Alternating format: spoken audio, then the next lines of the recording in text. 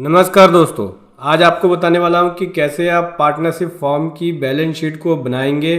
मैं आपके सामने बैलेंस शीट का फॉर्मेट लेकर आया हूं, देख सकते हैं यह है बैलेंस शीट का फॉर्मेट, जहां पे आज मैं आपको बताने वाला हूं कि कैसे आप एक पार्टनरशिप फॉर्म की बैलेंस शीट को बनाएंगे। क्योंकि पार्टनरशिप फॉर्म की बैलेंस शीट को बनाने का तरीका अलग होता है। यहाँ पे पार्टनर के बीच में प्रॉफिट डिवाइड होता है, सैलरी डिवाइड होता है और पार्टनर सैलरी की कैलकुलेशन भी अलग होती है। देख सकते हैं जहाँ पे maximum allowable salary to partner की कैलकुलेशन करनी पड़ती है। पूरा कंप्लीट बताने वाला हूँ मैं आपको ये process. Tally means books of account से सारा डाटा हम यहाँ पे बैलेंस शीट के अंदर भरेंगे और प्रिपेयर करेंगे पार्टनरशिप फॉर्म के लिए बैलेंस शीट। उससे पहले बताना चाहूँगा, जो भी भाई बंधु मेरे चैनल पे पहली बार हैं, इस वीडियो को पहली बार देख रहे हैं, जिन्होंने अभी तक सब्सक्राइब नहीं किया सब्सक्राइब कर लीजिए, साथ ही साथ बेल आइकन पे भी क्लिक कर लीजिए ताकि इस तरह का कंटेंट आपको मिलता रहे। सो दोस्तों, सबसे पहले टैली पे आ जाते हैं और यहाँ पे मैं डेट डालूँगा 1/4/2022 से 31/3/2023, क्योंकि 22-23 की बैलेंस शीट को बनाने वाले हैं। जैसे दोस्तों 22-23 की बनाओगे वैसे ही आप आगे की ईयर की बना सकते हो। प्रोसेस सेम होता है पार्टनरशिप फॉर्म की बैलेंस शीट को बनाने का। फाइनेंशियल ईयर चेंज कर लिया। फाइनेंशियल ईयर चेंज करने के बाद सबसे पहले आ जाते हैं यहाँ पे बैलेंस शीट में और यहाँ पे trading and profit and loss account पे आ जाते हैं। तो trading and profit and loss account पे आने के बाद अब देखो ये हो गई इनकम, ये हो गया एक्सपेंडिचर। यहाँ से हमारा निकलता है ग्रोस प्रॉफिट। ये है ग्रोस प्रॉफिट, जो ग्रोस प्रॉफिट यहाँ ट्रांसफ़र हुआ है। तो सबसे पहले मैं टैली पे आऊँगा और यहाँ भी आ जाऊँगा मैं प्रॉफिट एंड लॉस अकाउंट में। देखो ये है प्रॉफिट एंड लॉस अकाउंट। यहाँ पे सेल की वैल्यू यहाँ लेनी होती है। तो सेल देखा जाए तो लगभग सेम है। सेल की वैल्यू मैंने ज़्यादातर फीडिंग इसमें कर रखी है, क्योंकि वीडियो लंबी ना हो जाए इसलिए फीडिंग करके लेके चलाऊँ मैं। तो सेल की वैल्यू मैच है, इसलिए मैं इसे टिक कर लेता हूँ। रेड से टिक हो गया। क्लोजिंग स्टॉक की बात करें तो 102, 51, 507। देखो क्लोजिंग स्टॉक भी हमारा ओके है। इधर आते हैं ओपनिंग स्टॉक में। ओपनिंग स्टॉक भी ओके है। आ जाते हैं परचेज में। परचेज भी ओके। ये आपको टाइपिंग करनी होगी जब भी आप बनाओगे इस पार्टनरशिप फॉर्म की बैलेंस शीट को। और इसका जो लिंक है वीडियो के डिस्क्रिप्शन में मिल जाएगा, इस फॉर्मेट का लिंक, वहाँ से डाउनलोड करो। और जैसे मैं ड्राफ्ट कर रहा हूँ मेरे साथ सीखो कैसे ड्राफ्ट किया जाता है partnership balance sheet, partnership form की बैलेंस शीट को डाउनलोड करके आप प्रैक्टिस कर सकते हो। ठीक है। एम्प्लॉयर कंट्रीब्यूशन टू ईएसआई, ये आपको डायरेक्ट एक्सपेंस के अंदर मिलेगा। देखो अगर ईएसआई लगा हुआ है तो ईएसआई एम्प्लॉयर कंट्रीब्यूशन, ये देखो ये आया, ये लिख लिया मैंने, एज इट इज़ है। इलेक्ट्रिसिटी एक्सपेंसेस की बात करें तो इलेक्ट्रिसिटी एक्सपेंसेस में ये देखो इलेक्ट्रिसिटी एक्सपेंसेस ये है और यहाँ पे 23,683 है। इलेक्ट्रिसिटी एक्सपेंसेस में चेंज है भाई, क्योंकि यहाँ पे 22/11 है। तो चलिए जो चेंज है उसको चेंज कर लेते हैं। यहाँ पे है 22/11 258.16। ठीक है, ये हमारा ओके हो गया इलेक्ट्रिसिटी एक्सपेंस। आगे आता है जनरेटर मेंटेनेंस। तो जनरेटर मेंटेनेंस ये रहा, ओके है। उसके बाद है कंज्यूमेबल स्टोर। कंज्यूमेबल स्टोर की बात करें कितना है, 25,25। तो ये रहा देखो 25,25 427। कंज्यूमेबल स्टोर ओके है। लोडिंग अनलोडिंग चार्जेस 682 307, ये भी ओके है। फिर आ जाते हैं job work charges. Job work charges ये रहा, जॉब वर्क चार्जेस ये 1666 950। ध्यान रखना जॉब वर्क चार्जेस आप बुक कर रहे हो, दैट मीन्स आपने जॉब वर्क के लिए माल भेजा और आपको जॉब वर्क होने के बाद वापसी आया है। तो जो आपने माल भेजा उसका चालान, उसका ई-वे बिल, साथ में जॉब वर्क की रिटर्न आपकी फाइल होनी चाहिए जीएसटी के अंदर, ITC 04। उसके बाद आ गया वेजेस। तो ये है वेजेस, देखो 72,76,621 का ये वेजेस लिख लिया। लेबर चार्जेस की बात करें तो ये है लेबर चार्जेस, ये देखो लेबर चार्जेस ओके है। ट्रेड डिस्काउंट की बात करें तो ये देखो ये है ट्रेड डिस्काउंट। ठीक है।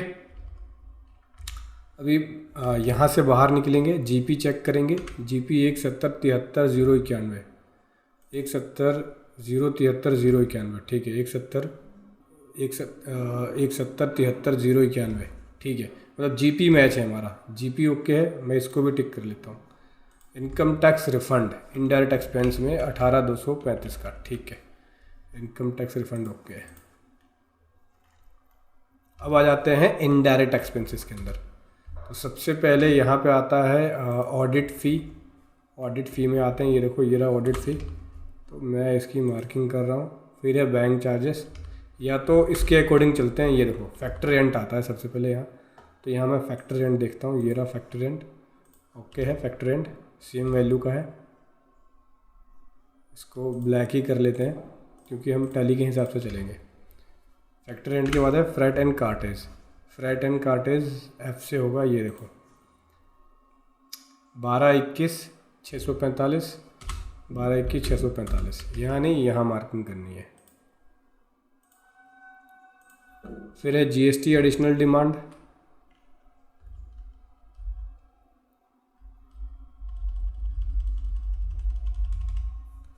जीएसटी एडिशनल डिमांड यहाँ नहीं है लेकिन बैलेंस शीट में है। तो क्या करेंगे,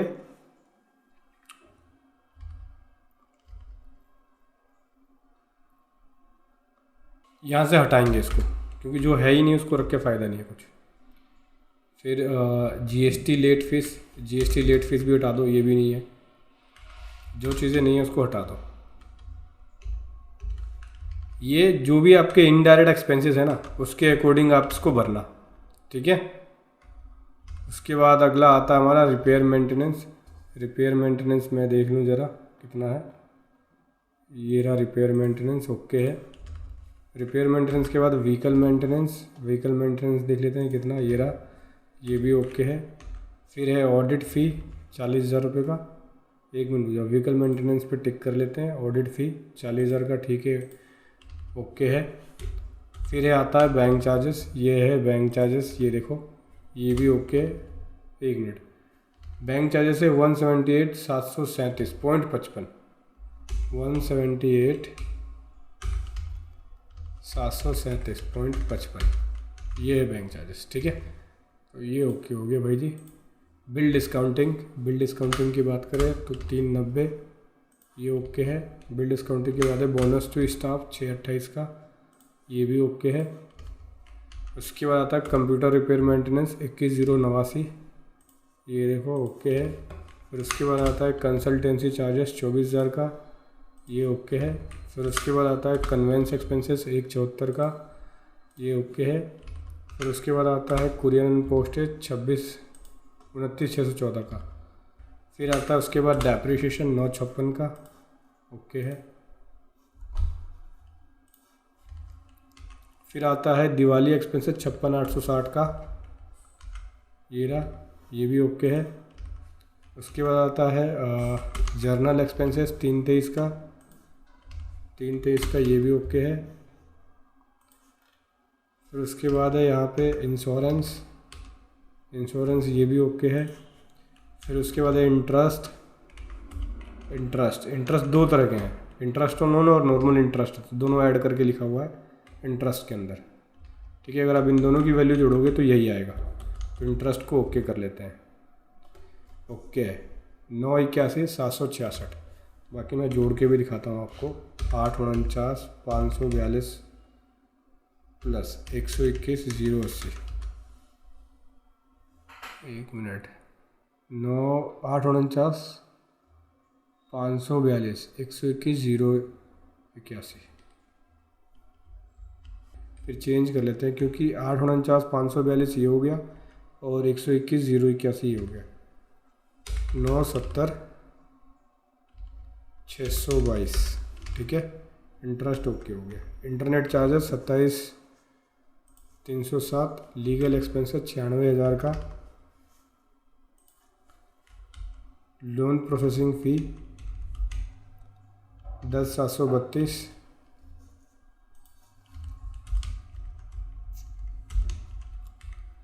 मेडिकल एक्सपेंसेस 63,032, ये रहा मेडिकल एक्सपेंसेस 63,032। फिर उसके बाद पैकिंग एक्सपेंसेस पैकिंग एक्सपेंसेस 11,259 ये रहा। फिर उसके बाद पार्टनर सैलरी, तो पार्टनर सैलरी नीचे है। फिर है उसके बाद पीएफ एम्प्लॉयर कंट्रीब्यूशन ये रहा, सेम है। फिर उसके बाद है प्रिंटिंग एंड स्टेशनरी, ठीक है। फिर उसके बाद है प्रोफेशनल चार्जेस, प्रोफेशनल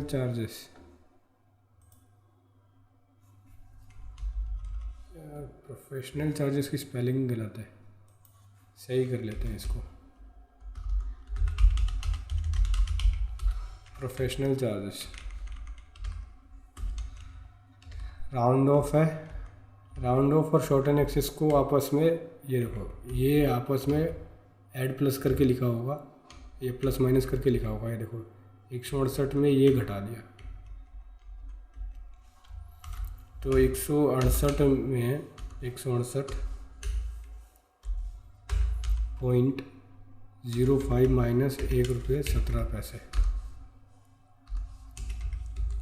ये आ गया 166.88। ये हो गया, ये हो गया। फिर सेल प्रमोशन की बात करें, राउंड ऑफ पे टिक कर लो। सेल प्रमोशन की बात करें तो ठीक है। ये स्टाफ वेलफेयर की बात करें, स्टाफ वेलफेयर ठीक है। स्टॉक ऑडिट 10,000 रुपये, स्टॉक ऑडिट हो गया। फिर है टैली रिन्यूअल फ़ी, टैली रिन्यूअल फ़ी ये हो गया। फिर उसके बाद टेलीफोन एक्सपेंसेस, टेलीफोन एक्सपेंसेस ये हो गया। फिर उसके बाद टेस्टिंग चार्जेस, टेस्टिंग चार्जेस ये हो गया। फिर उसके बाद ट्रेडमार्क एंड आईएसआई फीस, तो ट्रेडमार्क आईएसआई फ़ी ये हो गया। फिर उसके बाद है वाटर एक्सपेंसेस, तो वाटर एक्सपेंसेस ये हो गया। इसमें एक नहीं मिला मशीनरी मेंटेनेंस, जो कि रिपेयर, ये रहा 187 वाला, ये हो गया। सो दोस्तों यहाँ पे चेक कर लेते हैं, ये टोटल आ रहा है 14,84,13,60.68, यहाँ 14,84,13,61.85, ₹1.17 अगर लेस करेंगे तो उतना ही आएगा। 14,84 और 13,61.85 माइनस ₹1.17। एक मिनट, कुछ गड़बड़ हो गई। 1,48,41,361.85 माइनस ₹1.17, 14,84,13,60.68। ये देखो बिल्कुल एग्जैक्ट वैल्यू मैच हो गई।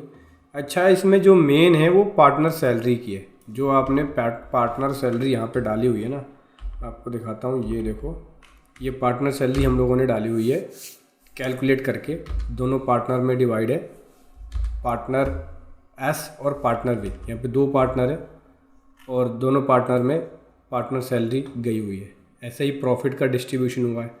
तो ये जो पार्टनर सैलरी डालोगे, कितनी डाल सकते हो, एक लिमिट होती है, इसको समझ लेते हैं। पार्टनर सैलरी को डालने से पहले कितना अलाउ होगा, क्या ये मुझे मिलेगा 35-88। इसके लिए यहाँ पे देखो एक कैलकुलेशन शीट है, पार्टनर सैलरी कितना आप ले सकते हो। तो maximum allowable salary to partner, ठीक है, ये इसकी कैलकुलेशन होगी। और इस कैलकुलेशन में सबसे पहले लिखना होगा आपको प्रॉफिट बिफोर रेम्यूरेशन। प्रॉफिट बिफोर रेम्यूरेशन कैसे निकलेगा, जो नेट प्रॉफिट आया, ये नेट प्रॉफिट, इसमें जो हमने पार्टनर सैलरी डाली हुई है P&L के अंदर वो जोड़ देंगे। ये देख सकते हैं, ट्रेडिंग से प्रॉफिट उठ के आया, प्लस हमने E41 यानी ये जो पार्टनर सैलरी है ये जोड़ दिया। तो इसको और इसको जोड़ोगे तो जो वैल्यू आएगी निकल के वो ये आएगी।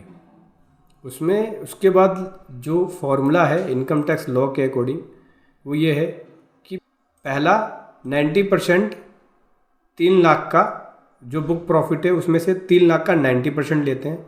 तो 3 लाख का 90% लोगे 270 आ गया। और दूसरा निकलता है जो अमाउंट है, रेस्ट अमाउंट प्रॉफिट का 60%, किसका, ये जो बुक प्रॉफिट है इसका 60%। तो अगर आप इसका 60% लोगे तो ये आएगा, देखो फॉर्मूला लगाया हुआ है, ये इन दोनों को जोड़ दोगे तो जो मैक्सिमम अलाउेबल सैलरी होगी जो पार्टनर को दे सकते हैं वो 37 लाख की दे सकते हैं। लेकिन यहाँ पे बुक है वो है 35 लाख। इसका मतलब ये है कि 37 लाख बुक कर सकता था, 35 लाख बुक किया है तो मुझे ये मिल जाएगा। इससे ज़्यादा बुक नहीं कर सकता। 37 लाख की मेरे पास लिमिट है, मैंने 35 लाख पार्टनर सैलरी बुक किया हुआ है जो कि दोनों पार्टनर में डिवाइड है। ठीक है, ये सैलरी अगर दोनों पार्टनर में डिवाइड हो जाएगी तो एक पार्टनर को कितना मिलेगा, एक पार्टनर को लगभग 17 लाख के आसपास की पार्टनर सैलरी मिल जाएगी। ठीक है, इस हिसाब से मैं आपको दिखाता हूँ, देखो इसी हिसाब से यहाँ पे ये डाला हुआ है। तो जब भी आप पार्टनरशिप की बैलेंस शीट बनाएंगे, ये बहुत इम्पोर्टेंट टॉपिक है, इसको समझना ज़रूर, क्योंकि यहीं पे ज़्यादातर जो है अकाउंटेंट गलती कर देते हैं। उसके बाद नीचे आती है चार्टर्ड अकाउंटेंट की डिटेल, मेंबरशिप नंबर, फिर पार्टनर के साइन, प्लेस, डेट। ये हमारा देखो रेडी है। नेट प्रॉफिट ये बन के आया है 22,49,966.19। एक बार टैली में देख लेते हैं क्या बना रहा है नेट प्रॉफिट। 22,49,966.19 बिल्कुल ओके है, टैली के हिसाब से ही है। उसके बाद ये जो प्रॉफिट आया है डिस्ट्रीब्यूट हो गया पार्टनर के अंदर, तो हम भी यहाँ पे प्रॉफिट को डिस्ट्रीब्यूट करेंगे। एक जर्नल एंट्री करना होगा, प्रॉफिट और लॉस अकाउंट को डेबिट करेंगे। शायद मेरे ख्याल से प्रॉफिट डिस्ट्रीब्यूट हुआ पड़ा है, क्योंकि यहाँ पे ये देखो ये हुआ पड़ा है। तो लेज़र निकाल के देख लेते हैं एक बार। ये देखो ये टोटल प्रॉफिट था, इसको दोनों पार्टनर में डिवाइड कर दिया। 11,24,983 हर एक पार्टनर को मिल जाएगा। ठीक है, और ये सीधा बैलेंस शीट में जाएगा ये अमाउंट। ठीक है, उठ के तो ये है balance sheet. Partner capital account आ गया। लास्ट ईयर की बैलेंस शीट के हिसाब से कैपिटल ये थी, करंट ईयर में पार्टनर सैलरी ये मिली। पार्टनर सैलरी कहाँ से लेके आए, पार्टनर सैलरी आप चाहो तो यहाँ से उठा लो। देखो ये पार्टनर सैलरी उठ के आ रही है ये। ठीक है, जितनी ऊपर मिली उतनी ही सेकंड पार्टनर को मिली है, पार्टनर एस पार्टनर वी को। ये एडिशन हुआ है ड्यूरिंग द ईयर, ये प्रॉफिट का शेयर मिला है। ऐसे ही इसकी लास्ट ईयर की बैलेंस शीट के हिसाब से ये कैपिटल है, ये पार्टनर सैलरी, ये एडिशन, ये प्रॉफिट का शेयर मिला है। प्रॉफिट का शेयर कहाँ से उठ के आया है, प्रॉफिट का शेयर यहाँ से उठ के आया है। ठीक है ना।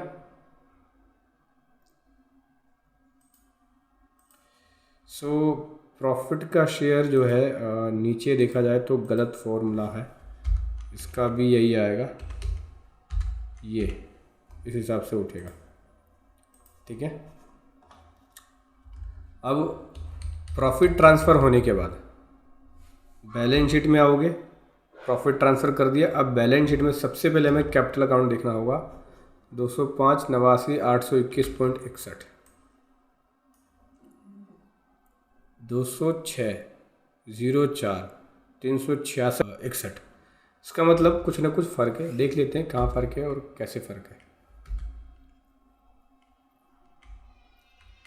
देखो ये एडिशन हुआ है, यहाँ पे एडिशन कितना है, यहाँ 14,242.50 का एडिशन है, तो 14,242.50 ये प्रॉफिट का हिस्सा आया और पार्टनर सैलरी है।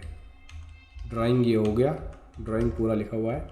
ऐसे ही पार्टनर वे के कैपिटल अकाउंट में देखें तो यहाँ भी एडिशन सेम अमाउंट का हुआ है, और ये इसमें से पार्टनर सैलरी और प्रॉफिट का हिस्सा आया, ये इसकी एडिशन है।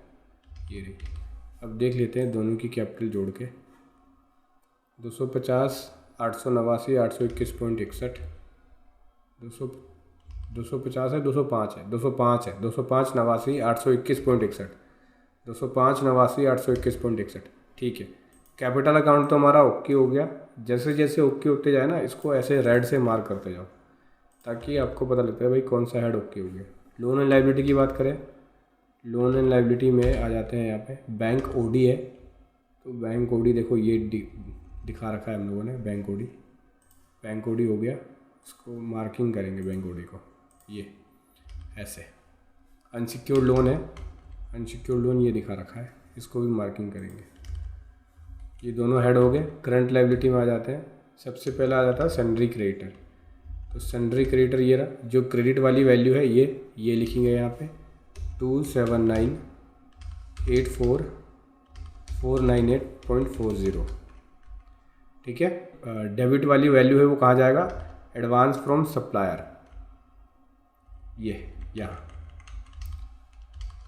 क्योंकि डेबिट का मतलब है आपने एडवांस पेमेंट कर दी, तो ये आपने सप्लायर को एडवांस दे दिया, एडवांस टू सप्लायर। उसके बाद नीचे आते हैं ईएसआई पेबल। तो ईएसआई पेबल देखो ये रहा, ओके है।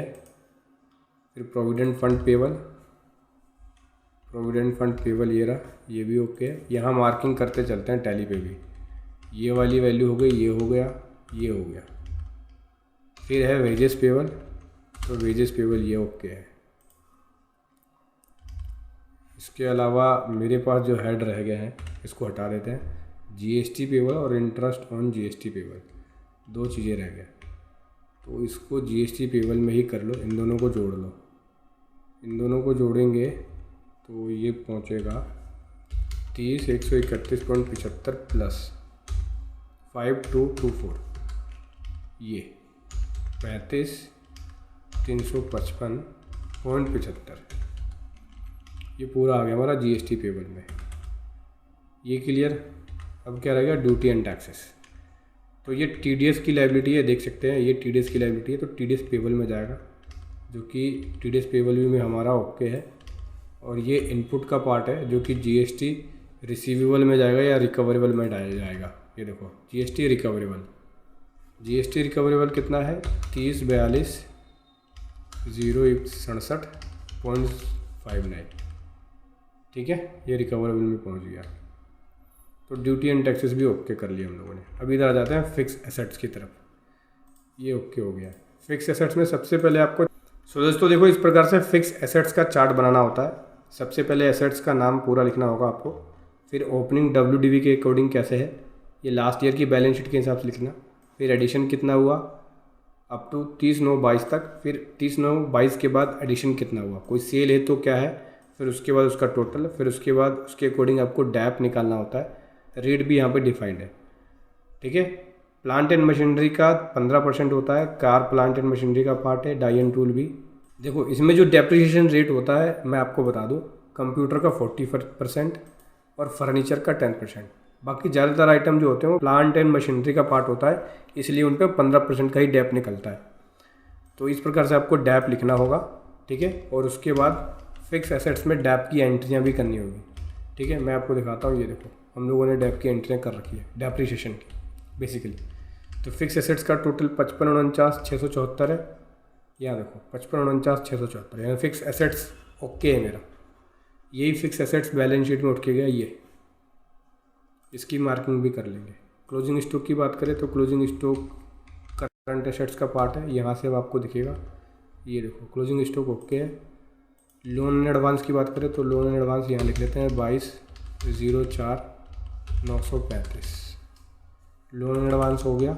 सन्डी डेटर की बात करें तो सन्डी डेटर आ जाएगा 341,007,578.39। ठीक है, सन्डी डेटर लिख लिया। उसके बाद कैश इन हैंड की बात करें तो कैश इन हैंड आ जाएगा नीचे, कैश इन हैंड ओके है। स्टाफ एडवांस की बात करें तो स्टाफ एडवांस भी ओके है। एडवांस टैक्स की बात करें तो एडवांस टैक्स भी ओके है। उसके बाद बात करें यहाँ पे प्रीपेड इंश्योरेंस की तो प्रीपेड इंश्योरेंस भी ओके है। सिक्योरिटी डिपॉजिट की बात करें, सिक्योरिटी डिपॉजिट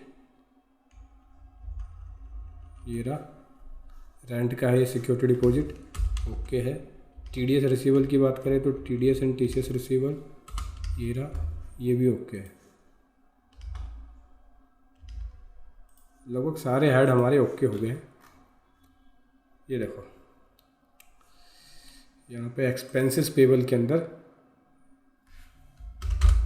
ज़ीरो कर देते हैं, एक्सपेंसेस पेबल में कुछ भी नहीं है। तो यहाँ पे देखो लायबिलिटी साइड का टोटल और एसेट साइड का टोटल दोनों इक्वल है, कोई भी डिफरेंस नहीं है। ठीक है, ये हमारी बैलेंस शीट कंप्लीट हो गई है। कुछ डिफरेंस होता तो दिख जाता।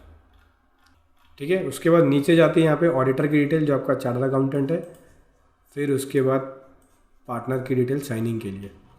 ये हमारी बैलेंस शीट ओके है। इस प्रकार से बनाना होगा आपको। अगर बैलेंस शीट का प्रीव्यू भी देखना है तो यहाँ से देखो, दिखेगा।